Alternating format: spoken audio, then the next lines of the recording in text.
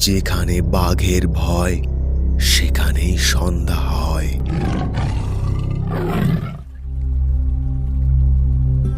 ছোটবেলায় মায়ের মুখে শুনেছিলাম সুন্দরবনের বুকে নাকি জমে আছে অনেক রহস্য, আর এই রহস্য উদ্ঘাটনের নেশা আমার ছোটবেলা থেকেই। তাই আর কি, মায়ের সেই ছোট্ট ছেলেটি আজ বেরিয়ে পড়ল সুন্দরবন রহস্য উদ্ঘাটনে।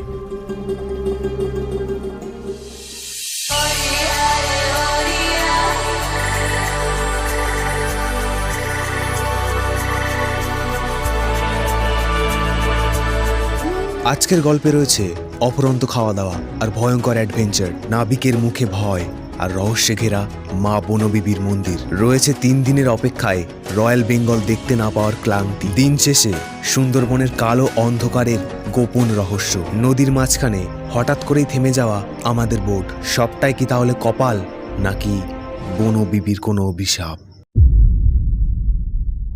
সাধারণ জীবনযাপনের অভ্যাসের মতো আজকে সকালে ট্রেন ধরে আমরা শিয়ালদা থেকে চলে গেলাম ক্যানিংয়ে। ক্যানিং থেকে 24 কিলোমিটার পথ অতিক্রম করার পর আমরা পৌঁছে গেলাম সুন্দরবনের সোনাখালী ফেরিঘাটে। সকালে ব্রেকফাস্টের কাজকর্ম সারার পর আমাদের লঞ্চটি রওনা দিল তার প্রথম গন্তব্যস্থল সুন্দরবনের অন্যতম জায়গা গোসাবাতে।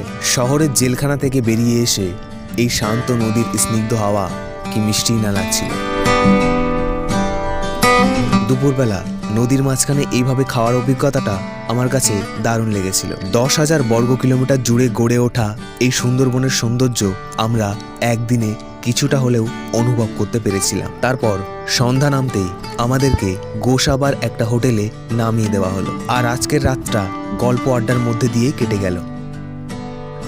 গোসাবাতে রাত কাটানোর পর আজকে ছিল আমাদের দ্বিতীয় দিন, আর আজকে আমাদের মধ্যে ছিল অনেক এক্সাইটমেন্ট, কারণ আজকে আমরা যাচ্ছিলাম ইস্ট সুন্দরবনে, অর্থাৎ বাংলাদেশ বর্ডারের কাছাকাছি। আর এখানেই তো দেখা মিলতে পারে রয়্যাল বেঙ্গলের। নাচ, গান আর আড্ডার মাধ্যমে আমাদের সময়টা এভাবেই কেটে গেল। কিছু দূর গিয়ে আমরা দেখতে পেলাম বিএসএফ এর 2টো লঞ্চ এখানে দাঁড়িয়ে রয়েছে। তারপর আমরা পেয়ে গেলাম আমাদের ট্যুর গাইড দাদাকে, আর কিছু দূর যেতেই আমাদের দেখা মিলল সুন্দরবনের সোনার হরিণ।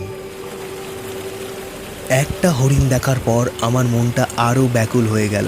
প্রায় 10 কিলোমিটার পথ অতিক্রম করে আমরা ঢুকে গেলাম একটা ফাঁড়ির মধ্যে। গাইড দাদার কথা অনুযায়ী এখানে বাঘ, কুমির এবং হরিণের দেখা মিলতে পারে, আর এই গোলপাতা জঙ্গলের মধ্যেই কিন্তু রয়্যাল বেঙ্গলের দেখা মেলে। তারপর 20 কিলোমিটার পথ অতিক্রম করার পর আমরা পৌঁছে গেলাম বুড়িধাপি বিট টাইগার রিজার্ভ ফরেস্টে। এখানে প্রায় 10 ফুট উঁচু লোহার নেট দিয়ে চারপাশ ঘেরাও করা। তারপর আমরা চলে গেলাম এই জঙ্গলের একটা ওয়াচ টাওয়ারে, যদি এখানে এসে বাঘ বা অন্যান্য পশু একটু দেখতে পাওয়া যায়। ভাগ্যক্রমে কিছু দেখতে না পেলেও এখানে যে সৌন্দর্যটা আমরা দেখতে পেয়েছি সেটা সত্যিই অসাধারণ। বিকালে কিছু লাল কাঁকড়া দেখতে পাওয়া গেলেও অন্যান্য পশু বা জীবজন্তু কিন্তু দেখতে পাওয়া যায়নি। দেখতে দেখতে কিন্তু রাত হয়ে গেল, আর এই সুন্দর চাঁদের আলোয় আর ঠান্ডা ফুরফুরে হাওয়াতে আমরা সন্ধ্যার টিফিনটা সেরে ফেললাম। রাত্রের বেলা আমাদেরকে নামিয়ে দেওয়া হলো সুন্দরবনের অন্যতম জায়গা পাখিরালয়ে। আর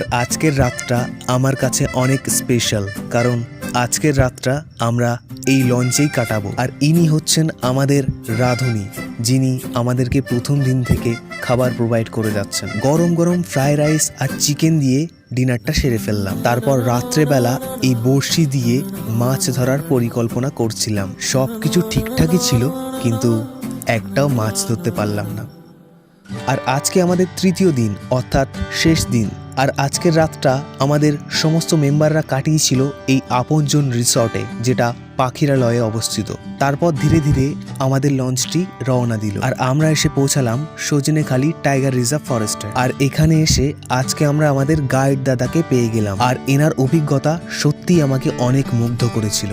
আর আজকে আমাদের গন্তব্যস্থল ছিল সুন্দরবনের দক্ষিণ ভাগ পরিক্রমণ করা। আজকে আর কিছু দেখতে পেলাম না, তাই খোঁজার চেষ্টা করছিলাম। এরই মাঝে আমরা আবার একটা স্পট ঘুরে ফেললাম। তারপর একে একে দুপুরের টিফিনটাও সেরে ফেললাম। তারপর সন্ধ্যা নেমে গেল, আর এইবার আমাদের বাড়ি যাওয়ার পালা। কিছুতেই মন চাইছে না, কিন্তু বাড়ি তো যেতেই হবে। যেমন জন্মিলে মরিতে হবে। যতই বোটটা বাড়ির দিকে ধীরে ধীরে এগিয়ে যাচ্ছে, ততই মন খারাপের চাহিদাটাও বাড়ছে। আসলে এই জিনিসটা না ঠিক প্রিয় মানুষের মতো। প্রিয় মানুষের কাছে গেলে যেমন কথা বলতে ইচ্ছা করে, তার সাথে টাইম স্পেন্ড করতে ইচ্ছা করে।